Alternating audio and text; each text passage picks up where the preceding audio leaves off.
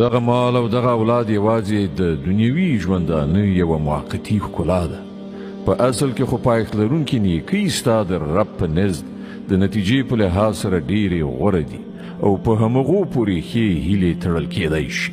اندېښنه د هغې ورځې په کار ده چې کله مونږ غرونه وخوځو او ته ځمکه بیخي له غړه ومومې او مونږ به ټول انسانان په دغه ډول تر محاصرې لاندې راټول کړو چې له مخکنیو وروستنیو نه یو به هم پرې نه ږدو او ټول به ستا د رب حضور ته لیکې لیکې وړاندې کړی شي.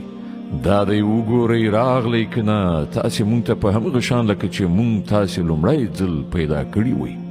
تاسې خو دا ګڼلې وه چې مونږ ستاسې لپاره د کومې وعدې وخت نه دی ټاکلی او د عملنامې کتاب به مخې ته کېښودل شي. په هغه وخت کې به ته وګورې چې مجرمان به د خپل ژوند د کتاب ثبت شوو چارو نه ویریدونکي وي او ویونکي به وي چې های زمونږ بده بخته دا څنګه کتاب دی چې زمونږ هیڅ وړوکی غټ حرکت داسې نه دی پاتې چې په ده کې درد شوی نه وي. هر څه چې هغوی کړي وو هغه ټول به خپلې مخې ته حاضر ومومي او ستا رب به پر هیچا یو بڅری ظلم ونه کړي.